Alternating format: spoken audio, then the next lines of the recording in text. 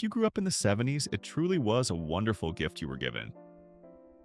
Millions of Americans genuinely lived in absolute freedom and trust. Life was slower, simpler, and the biggest decision of the day was only whether to watch cartoons or go outside and explore the adventures waiting down the street. Today, let's rediscover the simple moments that made 1970s childhood invaluable. The absolute freedom enjoyed by American children in the 1970s is hard to imagine for today's generations. As children, we didn't have smartphones to check, no digital screens to stare at, and no distracting notifications pulling attention in multiple directions. After eating cereal and finishing Saturday morning cartoons, or even just after breakfast during the week, children were told to disappear into the neighborhood. No one asked for a detailed itinerary, nor did they need to know exactly where we were going or what we were doing. The entire neighborhood with its lawns and maple trees was our territory to explore. We rode our bikes aimlessly down quiet streets, explored mysterious parks, or built makeshift forts in nearby woods. Games lasted for hours, uninterrupted by phone calls or text messages. This freedom lasted until our bodies made the decision for us. When the children returned home, it was when their legs were sore, their lungs burning from running too much, or their stomachs rumbling with hunger. This absolute freedom shaped our memories, where the world seemed vast and full of adventure just a few steps from the front door. If freedom was the wings, then trust was the foundation of the decade. Neighborhoods in America at that time provided a deep sense of safety and security, built on genuine community connections. The quiet blocks with bungalow-style homes and long-shadowed trees were places where everyone knew each other. They knew the names of each other's children and the name of the dog next door. When parents went out to work or just ran to the corner grocery store, they didn't have to worry about locking the house doors. Safety didn't come from alarm systems or surveillance cameras, but from community connection. If you fell off your bike, a neighbor would help you up and call your mom if needed.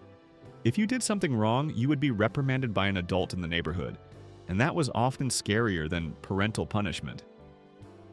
This trust reduced the psychological burden on parents, allowing them to let their children explore freely without constantly patrolling or supervising. The neighborhood before became a natural social safety net, where familiarity and mutual care were the rule, not the exception. That's why, looking back, that period felt much safer and more secure. This trust created an environment that nurtured independence and strong social connection, a legacy we deeply cherish. Memories of summer road trips are inseparable from the legendary station wagon. The car often had faux wood paneling glistening in the afternoon sun. With its ample size, the station wagon could hold not only your entire family, but also half the neighborhood. The large back seat became the stage for all siblings' games and arguments. Long trips, especially in the summer, were completely free of any digital distractions. We didn't have GPS to guide us, no smartphones, iPods, or tablets for entertainment. Instead, we had paper maps spread out on mom's or dad's lap, their fingers tracing highways and back roads, creating a true sense of exploration. When boredom started to creep in, we had to invent car games to keep our spirits up. Staring out the window at the passing landscape until falling into a road trip trance state was a form of meditation that only bored children on an 8-hour journey could understand. Summer meant long, exploratory journeys, where the warm air rushed through the windows, bringing the smell of farms and forests, shaping invaluable family memories. The kitchen was the place for cooking in the heart of the home, filled with distinctive sounds and smells, creating a feeling of familiarity and completeness. Entering the kitchen was entering a world of unique colors and sounds. We remember the bulky kitchen appliances, often in avocado green or burnt orange. The refrigerator or stove hummed steadily, a peaceful background noise for daily life. The smell of the kitchen was the smell of home. It was the smell of coffee brewing or the smell of family meals being carefully prepared. We can imagine Mom pulling a bubbling casserole out of the oven, perhaps roast beef and potatoes with gravy made from the pan drippings, or casseroles with ground beef and canned vegetables. Or sometimes, on Mom's lazy nights, it might be hamburger helper with crispy fried onions on top. On the kitchen table, thick catalogs from Sears or Eaton's were often permanently placed, where parents flipped through and circled things the family might need for the coming month or Christmas.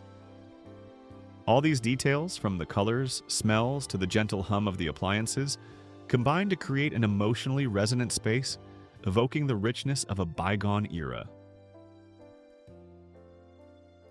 In the slow pace of the 70s, dinner was like a sacred, unmissable ritual. Every family member had to be present at the table exactly at 6 p.m. There was no negotiation, no solitary meals in front of the TV, and especially no distracting technology. The dinner table was the only place everyone had to face and talk to each other. There were only the sounds of forks hitting plates, glasses clinking, and most importantly, genuine questions about the day that had passed. Parents asked their children what they had done, what they had played, and what they had learned. This was the only time of the day everyone had to listen to each other in detail because nothing else competed for their attention. This connection created a solid foundation for family values and communication. Gathered family dinners taught us listening and sharing skills, skills that are sometimes forgotten in today's digital world. If there was a special dish like Swiss Chalet rotisserie chicken, it would become the highlight. But the most important thing remained: everyone being there together. Dinner was the most anticipated moment for the whole family because it was a moment of relaxation and the reconnection of the family community, a moment shared across generations, creating a feeling of absolute belonging and security. The memory of the 6 p.m. family dinner is a reminder of a time when human connection was prioritized above all convenience or individual entertainment. Tell me about the favorite dish your mother cooked. Share your memories in the comments below. Let's savor the taste of the past together. The Streetlight Rule was a universal doctrine that every child growing up in the 70s understood and followed absolutely. This was the invisible boundary between the endless freedom of the day and the structured warmth of the family at night. The rule was very simple: you must be home before the streetlights turn on. No need for smartwatches or reminder texts. The streetlight was the neighborhood's common alarm clock.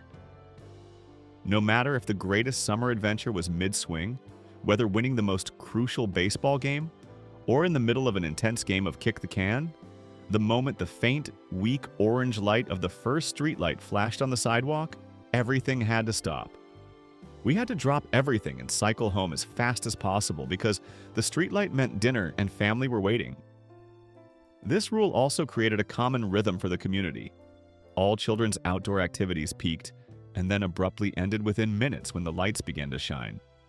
That feeling, the feeling of rushing home as the sun set and the orange lights flared up, is one of the most vivid and sacred memories.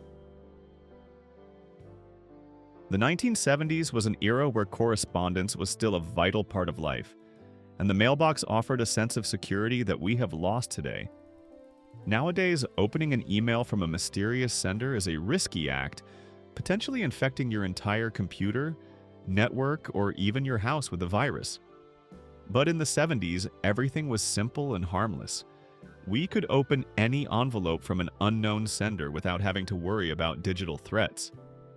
The only risk in opening a letter from an unknown sender was the possibility of receiving a chain letter. These letters often threatened terrible bad luck if you didn't copy and send them to 10 others. However, unless you were particularly superstitious, you could completely ignore them without fear. There would never be a situation where opening a letter would lead to discovering that your entire house had been infected with some devastating virus. Those were the glory days when junk mail was simply advertising flyers you could toss in the trash without worrying about the potential consequences.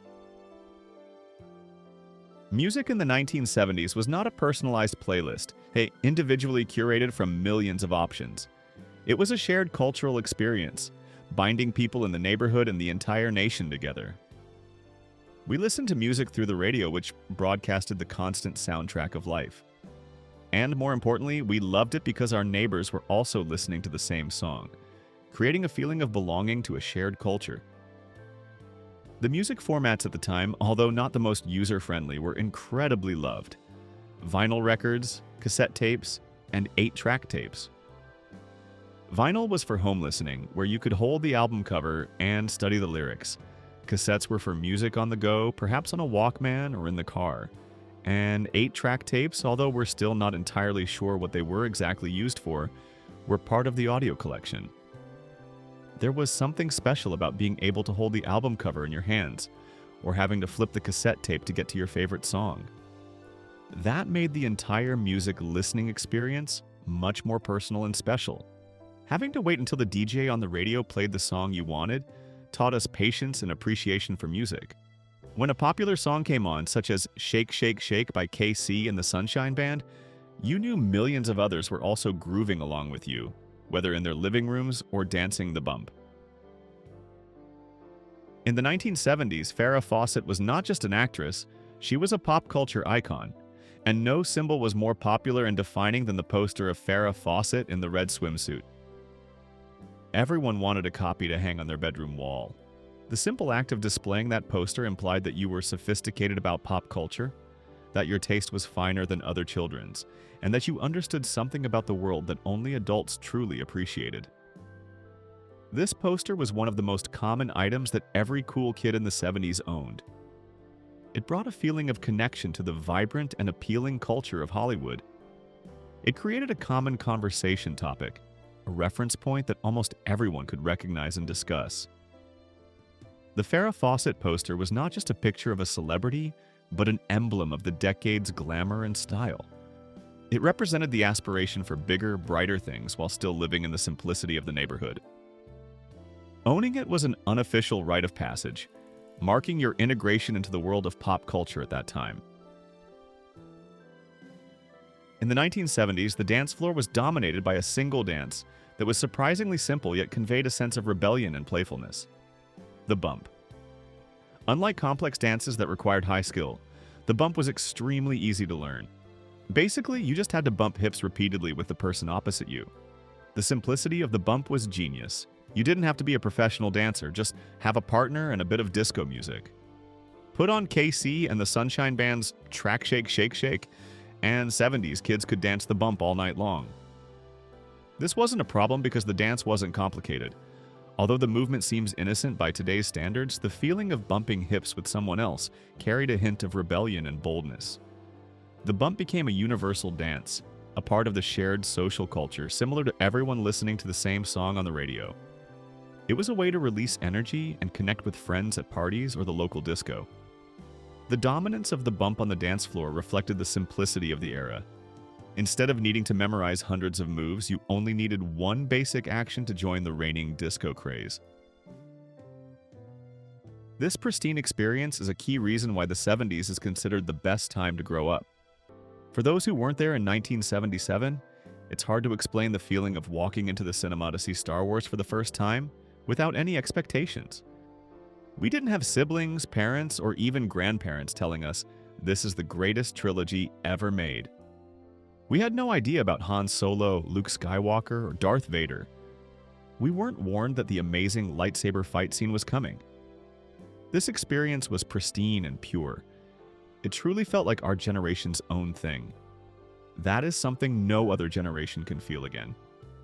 The movie changed our lives and shaped the imagination of an entire generation. The feeling of astonishment and awe upon first seeing a distant galaxy, a war among the stars, is incomparable. Being able to receive such a masterpiece without the pressure of exaggerated pre-praise or expectations made it especially precious. If this video brings back beautiful memories, hit the hype button right below the video. Your support is the motivation for us to keep these beautiful memories alive. The bicycle was the symbol of absolute freedom on two wheels. They were simple two-wheeled bikes, no need for 20 speeds or expensive hydraulic suspension systems. The bicycle was the vehicle that liberated us from the confines of the house and allowed us to explore the neighborhood territory. One thing that was rare, or rather unheard of in the 70s, was a child wearing a helmet while cycling. Even if you considered yourself the neighborhood's Evel Knievel daredevil, wearing a helmet was like admitting to the other kids that you were definitely going to fall. We probably suffered a few extra bruises and unnecessary concussions compared to today, but at the time, we didn't realize how exposed our heads were to danger. Many bikes had banana seats. To add character and sound, many kids also attached playing cards to the spokes using clothespins. This distinctive flapping sound announced our arrival from afar, an unmistakable sign of where we were going. That simple bicycle took us on adventures to the grocery stores and was the thing that helped us race home before the streetlights turned on. The simplicity of the bicycle reflected the simplicity of life. Freedom only needed 2 wheels and a bit of courage. Most families only had a single TV, often prominently placed in the living room or basement. This created a mandatory event. The whole family had to watch a show together. TV evenings were moments shared across generations. The whole family gathered to watch hit shows like Happy Days or MASH. The next morning at school, everyone discussed what happened in the previous night's episode. Having only a few channels and a single TV forced family members to compromise and interact. There was no possibility of individual viewing on different devices. 70s television, though having fewer choices, had a much stronger, cohesive impact. It helped create a unified cultural voice, a sense that we were experiencing something together. And for children, watching The Muppet Show or Sesame Street together during their peak was an incomparable joy. Kermit was a true celebrity, a Burt Reynolds for the under-15 crowd, and we watched every episode with collective eagerness. Do you remember your best friend walking with you every morning? Walking to school was a given in the 1970s, an indispensable part of the daily routine. Unless the weather was terrible with blizzards or heavy rain, rarely did anyone drive children. Even long distances were walked, and this was not seen as a burden. The prevalence of walking to school was built on the foundation of community trust. Parents felt safe letting their children walk because they knew that every adult on the street watched out for every child. This provided an indescribable sense of freedom and safety. Walking to school was not just about transportation, it was a social opportunity. We gathered with friends along the way, chatted, played small games, and planned for after-school activities. It was a process of learning about the world around us, observing the trees, cars, and neighbors. It taught us independence and the ability to self-navigate. There was no rush to drop the kids off at school to make it to the first meeting of the day. The simplicity of this walk, the safety derived from the community, was one of the greatest things about that era. The school system in the 1970s operated based on a shared understanding of authority and discipline. Teachers had real power in the classroom, and no one questioned the punishments they handed out. Respect for teachers and the education system was a given. The most common and feared rule was double jeopardy. If you got into trouble at school, it meant you would get into double trouble at home. Teachers would not call parents to complain about the punishment. Instead, if you were punished at school, even if it was just staying after class or being reprimanded, you were certainly going to be punished again by your parents when you got home, with no chance of appeal. The understanding of this double penalty encouraged most children to behave. They didn't want to risk losing the precious freedom they had in the afternoon or evening. This strict discipline, although seemingly harsh by today's standards, created a focused and respectful learning environment. It reinforced the ethical and traditional values desired by the family and community. 70s. Road trips were unforgettable experiences, completely opposite to modern journeys today. The biggest difference was the complete absence of digital devices. We had no GPS, no smartphones, no tablets, and no portable DVD players. Navigation relied entirely on paper maps. Dad or mom would spread the large map on their lap, their fingers tracing highways and back roads, occasionally stopping to ask for directions at a classic gas station. This feeling of exploration was real. There was a possibility we would get lost, and that was part of the adventure. The lack of entertainment devices forced family members to invent car games to combat sluggishness and boredom. We had to entertain ourselves by watching other cars, playing license plate games, or simply staring at the scenery flying past the window.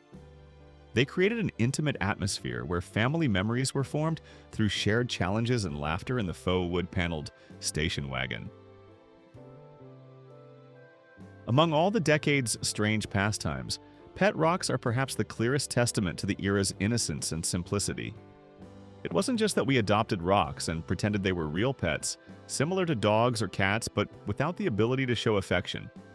But we also genuinely paid money to someone to sell those rocks. even though rocks were freely available everywhere you went. This idea, conceived by Gary Dahl, was a brilliant satire but was taken seriously by the entire nation. Yes, it was ridiculous, but it was a harmless and fun pastime. Pet rocks came with instruction manuals on how to care for and train them, adding to the humor and innocence. They required no care, made no noise, and needed no technical intervention. Pet rocks are a perfect symbol of the simplicity of entertainment at the time. A great joke that lasted a few years but became one of the most endearing and humorous memories. A core feeling that defined the 1970s was endless optimism for tomorrow. There was a deep feeling in the chest of Americans that the world had meaning. Although challenges existed, tomorrow would be better than today. This was a time when optimism still reigned, an era where people lived fully in the present without being dominated by technology or worries about the future. We didn't have to worry about the virtual world affecting real life. Every event, every joy, every sorrow were experienced directly and meaningfully. This belief brought psychological stability and the confidence to face the world. The belief that tomorrow would be better was expressed through how we invested in community and family. The mutual trust in the neighborhood and the unwavering connection during family dinner were clear expressions of hope. That belief was like a sedative for the soul, allowing us to grow up in an environment where innocence was protected and anxiety did not consume the mind. If you could go back to the 70s and relive any single moment, which moment would you choose and why? Share your story here. School lunch in the 1970s was a unique experience, where the definition of healthy seemed quite flexible by modern nutritional standards. Looking at a Texas school menu in 1974, we can see dishes that made the taste buds very happy, although they might not have been the best brain-boosting choices. The menu often included items like chili burgers, hamburgers, oven-fried chicken, buttered corn, and fruit gelatin. Looking at that list, many people have to wonder if it was a miracle that we didn't fall asleep in every class. But what is undeniable is that our taste buds were wonderfully satisfied. Students could freely trade snacks, discuss TV shows, and new stars from Tiger Beat. The simplicity of the meal, often served on plastic trays, was a part of the school experience. In a world sometimes filled with uncertainty, Fred Rogers and the show Mr. Rogers' Neighborhood became a sedative for the soul of an entire generation. The show wasn't just one of our favorites because there were few other options. Singing along to "Won't You Be My Neighbor" genuinely made us feel comforted, even if we didn't realize we needed it. Mr. Rogers' gentle voice, calm demeanor, and absolute sincerity were like a soothing remedy. He taught us important lessons about emotions, acceptance, and self-love. He spoke to us as if we were important people, providing the confidence to face the world, even if we'd rather hide under the covers than confront it. Mr. Rogers' Neighborhood brought a rare sense of stability and safety. While the outside world might have been undergoing major upheavals, Mr. Rogers created a safe environment where every emotion was accepted and every child was cherished. This was psychological safety, a value the 70s provided to children through the sincerity of a beloved neighbor. The younger generation today would probably scoff at how we played video games in the 70s. We had to pay a quarter for each game. However, we didn't regret a single quarter spent. This made the gaming experience much more valuable. Kids had to save their allowance and wait until the weekend when their parents allowed them to walk to the video arcade. The arcade was a social space, noisy with the sounds of machines and flashing lights, where we could show off our skills to friends. Having to pay for each play created a sense of responsibility and high focus. Each play was a challenge and each quarter was an investment. When a game ended, the feeling of disappointment was real, but it motivated us to save and practice to become better. The arcade experience is a great example of how resource scarcity increased the value of entertainment. It taught us about patience, appreciating every moment of the game, and working for our own pleasure. In the 1970s, the concept of a mobile phone did not exist. The only phone in the house was usually the rotary phone, often hanging on the wall in the kitchen or hallway. It had a long coiled cord that often got tightly twisted from hours-long conversations. If you wanted a private conversation without your parents or siblings listening in, you had to be incredibly creative. The length of this phone cord determined the level of privacy you could achieve. The challenge was seeing how far the cord could stretch, whether you could pull it into another room with a closed door. If you couldn't stretch it far enough, you had to be careful not to say anything you didn't want the whole family to hear. This limitation on the phone cord length created a unique communication skill, creative whispering, and the ability to talk in code. Having to dial with your finger, waiting for each digit to connect, was a slow action we rarely see today. The rotary phone, with its twisted and distorted cord, is a beloved relic of an era where privacy was a physical effort. Steven Spielberg's classic film Jaws, released in 1975, quickly became a psychological phenomenon that shaped the fears of an entire generation. What's amazing is that the movie had virtually no special effects, and we only saw the actual shark for the last few minutes. However, it created a profound psychological effect. It terrified an entire generation about stepping into the water. I mean, any body of water. This included pools, freshwater lakes, and perhaps even bathtubs. We were certain we would see a shark fin gliding towards us, and that we were only moments away from being swallowed. This fear, although irrational, was a type of joyous terror. It was a shared cultural experience. Everyone understood that feeling, the anxiety of looking down at the dark water. Jaws is a testament to the power of storytelling and sound in creating suspense. You see, sometimes invisible fears are much scarier than clear images and special effects. This legendary shag carpet defined home decor throughout this decade. It was a unique tactile experience of the 1970s. These carpets, with their long, thick fibers, transformed the floor into the coziest and most comfortable place. There was no experience comparable to letting your body sink into a shag carpet. For a true 70s kid, nothing made us smile more than the memory of making snow angels on the indoor shag carpet. It was soft, warm, and inviting to laziness. Shag carpet often came in the distinctive colors of that decade, like avocado green, burnt orange, or moss green. Although cleaning them might have been a nightmare for adults, for children, it was the best mattress in history. It transformed the living room into a soft playground where we could lie down to read Tiger Beat or watch Schoolhouse Rock. Shag carpet is a material symbol of the comfort and bold decorating style of the era. The brilliance of the Schoolhouse Rock program was that it taught us timeless lessons about grammar, math, politics, and science, without any of us realizing we were learning. This program was a masterpiece of indirect education. These short cartoons were both humorous and extremely engaging. The songs were so catchy we can still sing the entire Conjunction Junction, What's Your Function, without missing a beat. When the show ended, our minds were filled with useful facts and information that we probably would have ignored if they came from a real teacher in a classroom. Schoolhouse Rock transformed the learning of complex concepts, like how a bill becomes a law or the numerical system, into a joy. It illustrates how pop culture and television could be used creatively for education. The memory of these songs is nostalgic and appreciated for an effective and non-rigid educational method. Before the age of self-checkouts and supermarket chains, grocery shopping was pure magic. They were the heartbeat of the neighborhood, buzzing with laughter, jingles, and the warm scent of fresh bread that made every visit feel special. Join me as we sit back and remember 25 famous grocery stores that now only exist in memory. The A&P chain was a giant in the American grocery retail sector, operating for a long period since 1959. A&P's peak period lasted from 1915 to 1975, making it the largest grocery retailer in the United States and maintaining its position as the largest retailer of all types until 1965.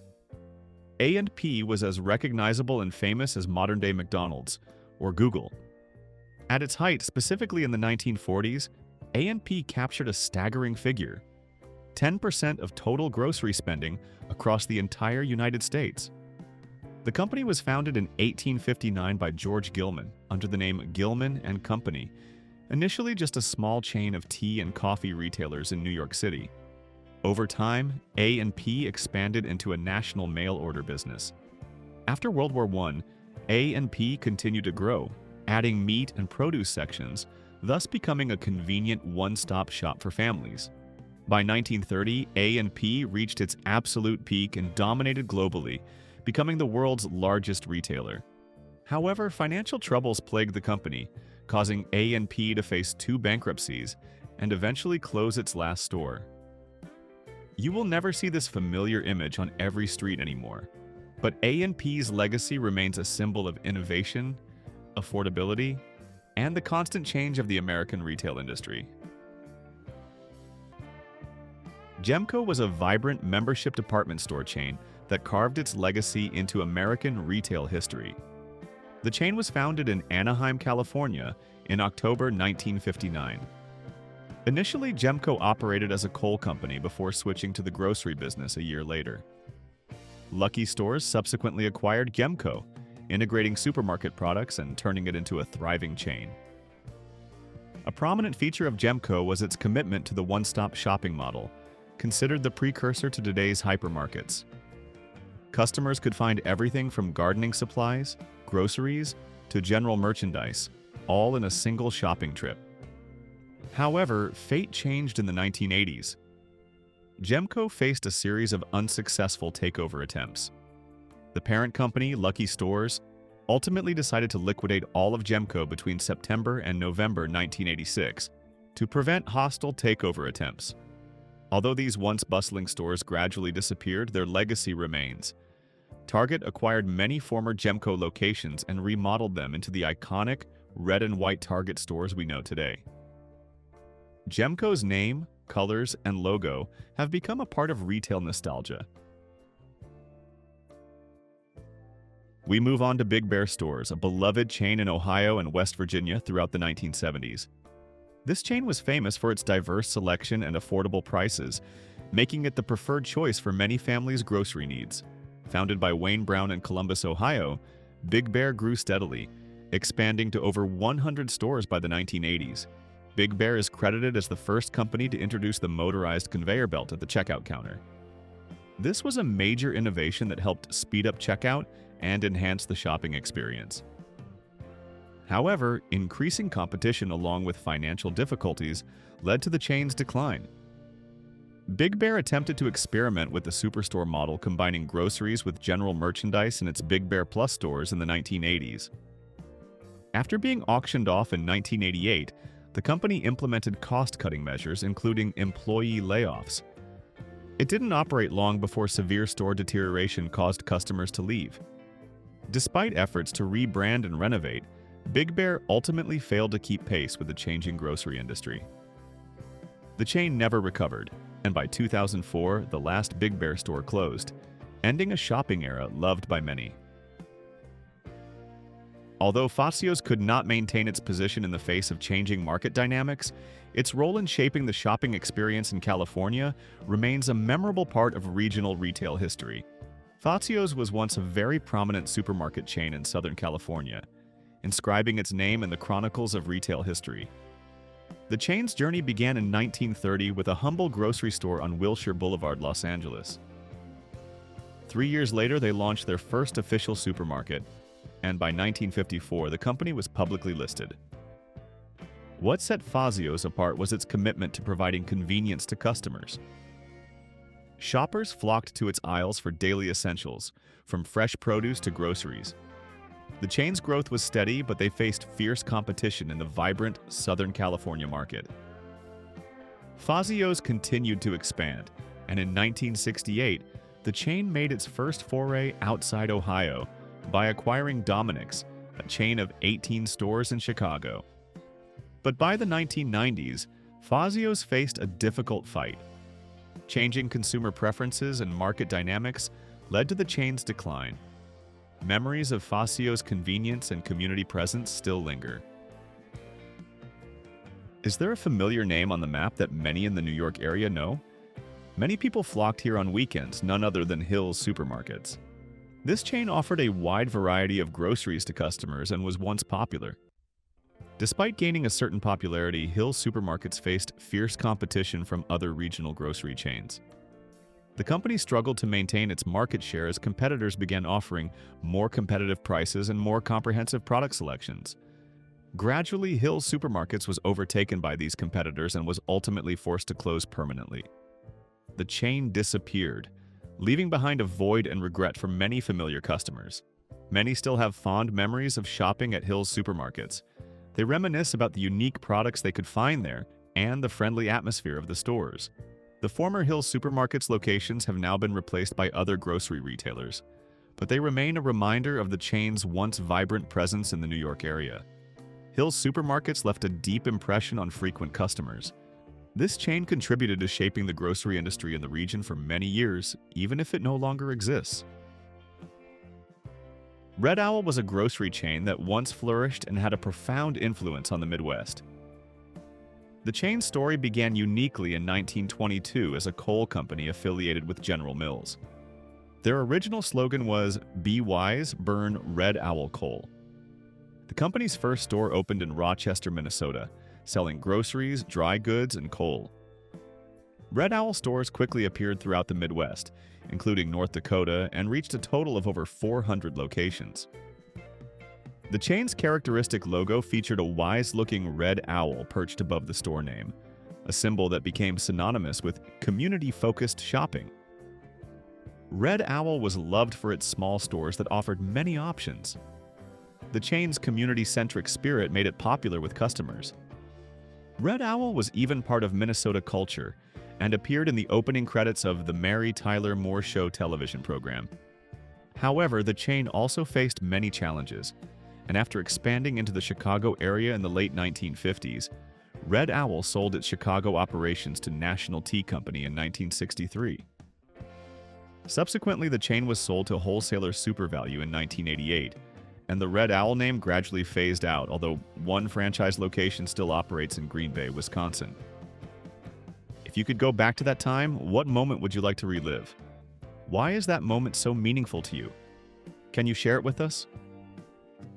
The Pantry Pride chain once held a prominent position in the eastern United States, carrying a fascinating history spanning many decades.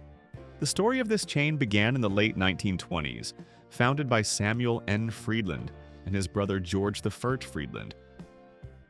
Initially, Pantry Pride operated under the name Quality Price Cutter, and the Friedland brothers opened their first store in Harrisburg, Pennsylvania. Pantry Pride grew steadily and strongly, becoming a household name in the region. Pantry Pride's reputation increased when Food Fair, the chain's parent company, decided to convert most of its stores to the Pantry Pride banner. However, Pantry Pride's pride and popularity could not shield the chain against increasing financial challenges. Unfortunately, financial difficulties plagued Pantry Pride. By 1978, Food Fair fell victim to these challenges and was forced to file for bankruptcy. Despite its remarkable history and the shopping memories it left behind, Pantry Pride gradually disappeared from the grocery retail landscape. The chain began to decline in the late 1970s and 1980s due to increased competition, changing consumer preferences, and financial difficulties. Loyal food. Fair Pantry Pride customers were saddened by this collapse, as they cherished the shopping experiences and sense of community these stores provided. Before becoming a store, Alpha Beta was just a clever idea from two brothers, Albert and Hugh Gerard. Alpha Beta was a pioneering grocery chain in the Southwest United States, leaving an indelible mark on the retail landscape thanks to its innovative approach. Their groundbreaking idea was to arrange grocery items alphabetically, Alpha in the store, making it easier for customers to find items. In 1915, they tested this idea at their Triangle Groceteria store. By 1917, the first official Alpha Beta store opened in Pomona, California. This novel grocery organization method was quickly embraced. Alpha Beta grew rapidly, reaching 7 stores within just 1 year. In 1929, the company was officially incorporated as Alpha Beta Food Markets. They also initiated the Alfie's coffee chain, named after the company, which later developed into the famous Denny's restaurant. In 1961, American stores acquired Alpha Beta. Subsequently, the chain was purchased by Skaggs Drug Centers and renamed Skaggs Alpha Beta, even expanding to sell electronics along with groceries. In 1978, the bankruptcy of Food Fair, Alpha Beta's parent company, caused major changes. Many stores in Texas, Oklahoma, and Arkansas were renamed Jewel Osco. The Alpha Beta name gradually phased out. Many stores were converted to Ralph's or Food for Less, and many years later, Alpha Beta disappeared completely. Moving to the Midwest, we have Eagle Food Centers, which left a deep mark on the heartlands. Its history dates back to 1893 when the Tenenbaum family established the precursor to the Eagle store chain in Davenport, Iowa, concurrently with the Giefman family launching Eagle Cash and Carry. The company flourished and adopted the innovative self-service model in the 1930s. This demonstrated Eagle's spirit of innovation, helping them expand their footprint and connect with the community.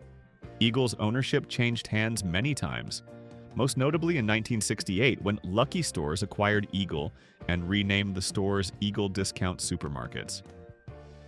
Despite initial successes, the chain still faced financial difficulties, leading to a bankruptcy filing in 1978. By 1989, the chain had reached over 130 locations. However, due to increased competition, especially in 1999 when the company reported a net loss of $1.5 million, Eagle began to face serious problems. Ultimately, the stores were forced to close in 2003, marking the end of an era for Eagle Food Centers and the community connections it had fostered. Nevertheless, the Eagle name survives in a few Eagle Country Market stores in eastern Iowa. Skaggs companies emerged as an important figure in American retail history, dating back to 1915. This retail giant is considered the predecessor of many of today's top famous chains such as Safeway, Albertsons, Osco Drug, and Long's Drugs. The founder was Samuel M. Skaggs.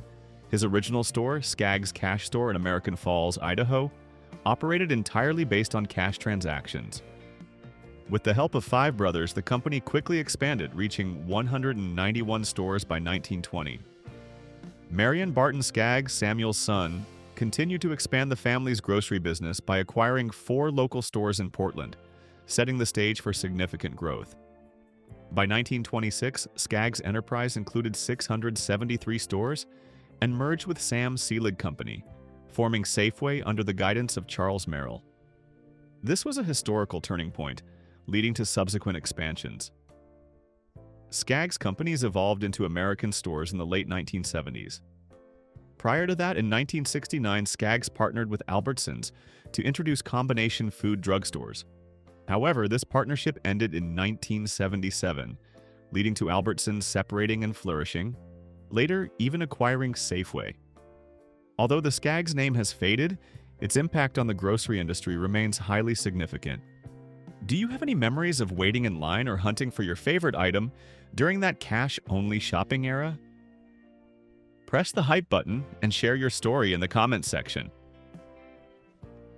Few people know that before becoming the familiar department store chain it is today, Kohl's had humble beginnings as a grocery store. The story began in 1946, when Maxwell Kohl opened the first Kohl's food store in Milwaukee, Wisconsin. Throughout the 1950s, Kohl's saw rapid growth and began introducing the famous dome design that later became a distinctive architectural hallmark of the chain. Under Maxwell Kohl's leadership, by the early 1960s, the company had built the largest grocery store chain in the Milwaukee area. Recognizing growth potential in 1962, Kohl decided to try his hand at the department store sector, opening the first location in Brookfield, Wisconsin. This department store division, which has become so familiar to consumers today, ultimately was the one that survived longer than the original grocery division. The fate of the grocery business was sealed in 1982 when A&P acquired Kohl's grocery division. However, even the protection of A&P, which was itself struggling with financial difficulties at the time, could not save the chain, and eventually Kohl's grocery stores closed permanently in 2003. This transition marked the end of an era and the birth of a new retail giant. but Kohl's legacy of serving the Milwaukee community as a quality grocery provider is still remembered. It highlights the evolution of retailers to survive in an ever-changing market, where fierce competition demands continuous adaptation and sometimes the complete abandonment of old business models. Food fare faced a sharp decline in the late 70s, so let's rewind to when it was still strong. Food fare, also known as Pantry Pride in some areas, was a prominent grocery chain in the 1970s. This chain was a favorite choice for many shoppers, offering a wide range of products and known for its competitive prices. Food fare was originally founded by Samuel Friedland as Reading Giant Quality Price Cutter. By the 1940s, the name was changed to Food Fare, and the chain grew to over 250 locations. In the 1960s, the company bought a smaller chain with its own private label, Pantry Pride, and used this name for its discount stores, later gradually converting all Food Fare stores into Pantry Pride due to the popularity of the discount model. But then, factors such as increased competition, changing consumer preferences, and financial difficulties contributed to the chain's downfall. Despite rebranding efforts, the chain ultimately failed to reverse its fate. Many loyal customers felt saddened by the closure of their beloved Food Fare/Pantry Pride stores. They fondly remember the shopping experiences and the sense of community these stores provided. Food Fare ended in 1993, but its legacy lives on in the memories of those who frequented it during its heyday. Omni Superstore was once a prominent hypermarket chain in the Chicago area, etching its presence onto the retail landscape before disappearing. This chain was founded by Dominic Finer Foods in 1987, with the first Omni Superstore opening in Orland Park, Illinois. Imagine a vast space where groceries, electronics, and household goods converged. Omni was conceived with the goal of countering the low-price strategy and no-frills approach of Cub Foods, which had stirred up the Chicago grocery market. Omni Superstore became the answer to this fierce competition. Over the next decade, 17 more stores sprang up across the Chicago metropolitan area. However, despite initial promises, Omni faced major challenges. Consumer preferences changed, and new competitors like Meijer, Whole Foods, and Walmart all entered the market. In 1997, Dominick's phased out Omni, converting the stores to the Dominick's brand. The once bustling aisles where shoppers filled their grocery carts now only echo with memories. Bohack was a grocery chain that flourished and became an invisible link in the heart of 20th century New Yorkers. Starting humbly in 1887, founded by Henry C. Bohack, the first store opened on Fulton Street in Brooklyn. Soon after, the iconic red and white signs adorned neighborhoods, inviting shoppers with promises of quality and community spirit. Bohack was more than just a place to buy goods. It was a center for social interaction. Imagine your parents or neighbors working there. Those were the friendly faces behind the checkout counter. Grocers knew their regulars well, and store managers understood that community was the secret ingredient to the chain's success. This family-owned chain embodied the spirit of friendly service. Bohack expanded across the boroughs and Long Island, reaching nearly 750 locations by the late 1960s. Bohack was once an integral part of New York City, Henry Bohack even trying his hand at gas stations and restaurants, though these efforts were cut short by the Great Depression. After multiple bankruptcies, Bohack ceased operations permanently in 1977. The collapse of this chain left a big void. For Long Island residents, memories of the aisles, the shelves, and the shared laughter with familiar faces still resonate. Bohack became a cherished memory of a place where shopping was intertwined with conversation. QFI, or Quality Food Incorporated, was a beloved grocery chain in the Pacific Northwest throughout the 1970s. The chain quickly became a favorite choice for shoppers in the region, thanks to its commitment to quality and fresh products. QFI carved out a solid niche for itself in the competitive grocery market, thanks to its friendly service and diverse selection of goods. Many people who grew up in the Pacific Northwest during that time still clearly remember shopping at QFI. They recall the days of browsing the aisles and discovering new and delicious foods at QFI. However, QFEI also faced challenges that led to its decline. As larger grocery businesses expanded their reach, QFI found it increasingly difficult to compete. The chain couldn't keep up with the changing industry. Ultimately, QFY was absorbed by larger grocery chains. Although QFY's name may have faded, its legacy lives on in the memories of those who loved the quality and friendly service the chain provided. First National Stores, often known by the cozy name Finest, was a widely popular grocery chain that had a deep influence on the Northeast United States. With a history that can be traced back to the 1800s, Finest was one of the oldest retailers in the region, operating enduringly for decades from its headquarters in Somerset, Massachusetts. The chain became an integral part of the daily lives of many families in New England. Customers trusted Finest for daily essentials and regularly visited its familiar aisles. However, in 1978, the company was acquired by the Pick and Pay grocery chain, and Finest's New England operations were moved to Connecticut. This change in ownership signaled the start of a new era, but not the final one. A decade later, Bilo's Dutch parent company acquired First National. Under this new ownership, a crucial decision was made.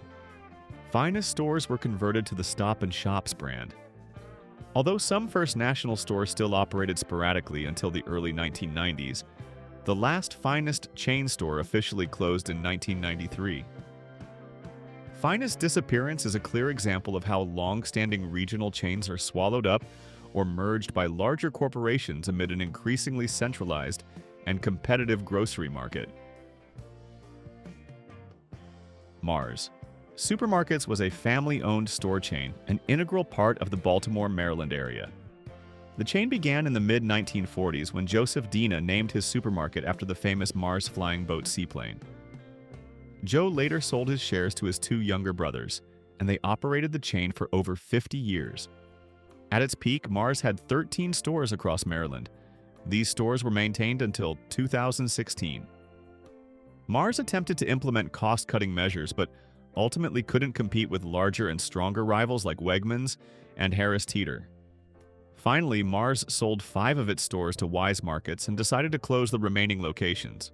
Mars's downfall is a typical story of regional family businesses unable to resist the wave of large supermarket chains, where low prices and superior operational efficiency are the determining factors for survival. The memory of Mars, a beloved local grocery store, remains in the hearts of Baltimore residents.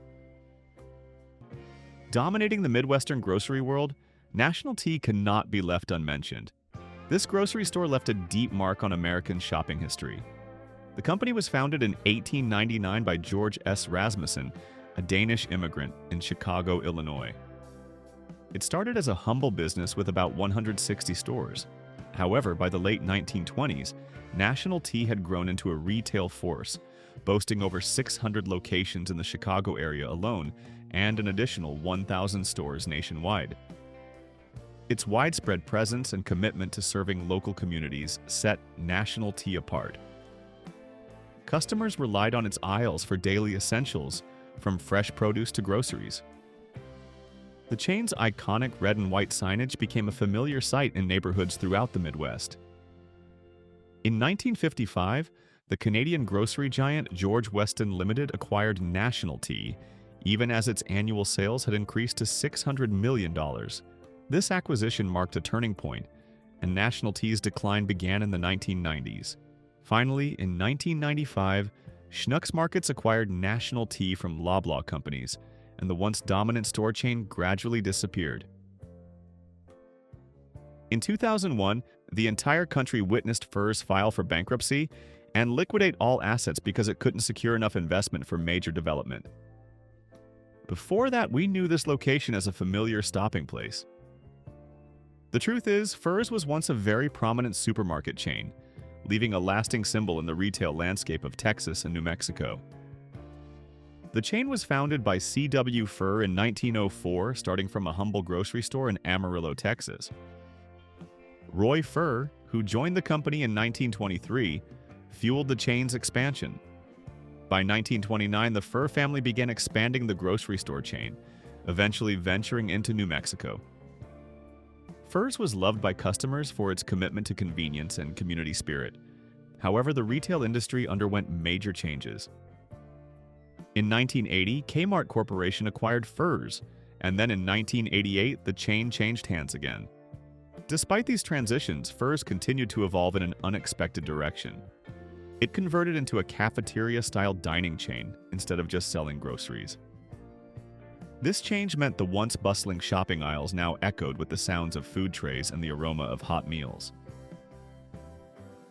Founded in 1959, Hex was the brainchild of Boone County natives and entrepreneurs, Fred Haddad, Tom Ellis, Lester Ellis, and Douglas Cook.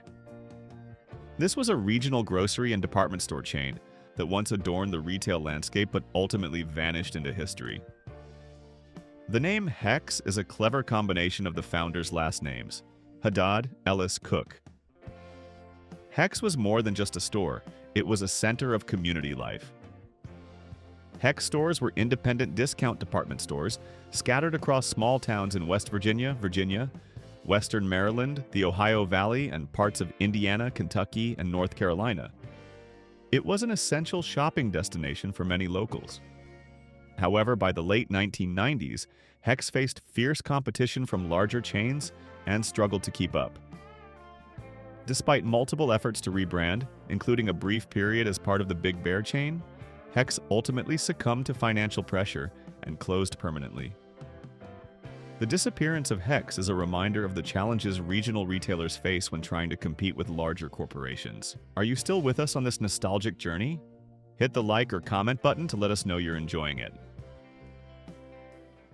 Colonial Stores was once a prominent grocery chain across the southern United States, leaving an indelible mark on the region's shopping culture. The story begins with the David Pender Grocery Company, founded by David Pender in 1900 in Norfolk, Virginia. By 1926, the Pender Empire had 244 stores, employed over 1,500 people, with a respectable average revenue of $35,000 per store. The Colonial Stores name appeared in the mid-1940s after the merger of Big Star and Little Star grocery stores. Colonial Stores introduced the famous CS Rooster logo in 1947, when they converted all stores to the self-service model. The chain grew rapidly, acquiring Alber supermarkets and Stop and Shop companies in 1955. At its peak, you might remember that Colonial Stores boasted over 500 stores spanning Alabama, Florida, Georgia, Maryland, North Carolina, South Carolina, and Virginia. This affirmed its position as one of the nation's largest supermarket chains in the 20th century, operating in 11 states. After a long period of service by the 1970s, most stores had converted to the Big Star brand. Colonial Stores may have faded over time, but its legacy of innovation and resilience still resonates. Big Star continued to exist until the early 1990s before also closing permanently. Value Mart was a venture initiated by the retail giant Sears in an attempt to make its mark in the grocery business. Value Mart had humble beginnings in Seattle in the 1950s. Its original parent company was W.I.S. Feld's Jewelers, an unexpected combination of jewelry and groceries. Leveraging its strong brand reputation and widespread presence, Sears aimed to offer customers a convenient shopping experience by combining groceries with its other products. Value Mart stores were designed to provide shoppers with a one-stop destination for all their needs, from clothing and household appliances to groceries. However, despite Sears' best efforts, Value Mart struggled to gain a foothold in the competitive grocery market. The venture faced challenges such as fierce competition from established grocery chains and logistical issues in managing a diverse range of products. Ultimately, Value Mart failed to establish itself as a major player in the grocery industry and ceased operations in the late 1970s. Lucky Stores, founded in 1935 by Charles Crouch as Peninsula Stores Limited, once graced the American supermarket landscape. Lucky grew into a beloved chain, known for its affordable prices and diverse selection of goods. In its heyday, Lucky Stores dominated the West Coast, attracting shoppers with convenient locations and quality products. The chain was also the parent company of Gemco. Lucky went through a series of resales, ending with a bankruptcy filing in 1994. The following year, Food Lion acquired the remnants of Cash and Carry and ended that brand, converting everything to Sweet Bay Supermarket, a final attempt to maintain the brand, but it also failed. As the grocery industry evolved, Lucky faced stiff challenges. This ultimately led to the chain being acquired by Albertsons in the late 1990s. Although the Lucky brand still exists in some areas, its original form was largely absorbed by Albertsons, and the name was gradually phased out in many regions. Lucky Stores remains a nostalgic memory for many who grew up shopping there. This chain was founded by Dominic DiMatteo, a Sicilian-born immigrant in 1918. After opening the second location in 1934, the DiMatteo family quickly expanded, and by 1950 they opened a 14,000-square-foot supermarket. The chain reached 19 locations before Dominic DiMatteo sold it to Fisher Foods in 1968. However, the DiMatteo family continued to operate the stores with Fisher's support. Under Fisher's management, Dominic's expanded to 45 locations, but the DiMatteo family was dissatisfied with the initial agreement and decided to buy back the chain for $100 million. The 1980s was a period when Dominic's actively experimented with novel concepts to attract customers, including introducing cafes and convenient photo development services right inside the store. However, tragedy struck when Dominic DiMatteo Jr. passed away in the early 1990s, leaving the business to his children who lacked a deep passion for the grocery industry. By 1998, Safeway had taken ownership of 116 Dominic's locations. Over the next 15 years, the chain almost completely disappeared. If these memories have brought back something you thought you had forgotten, please like and subscribe to Back to Yesterday to celebrate these precious memories together. This is where we tell our stories together, not letting these traditional values be forgotten.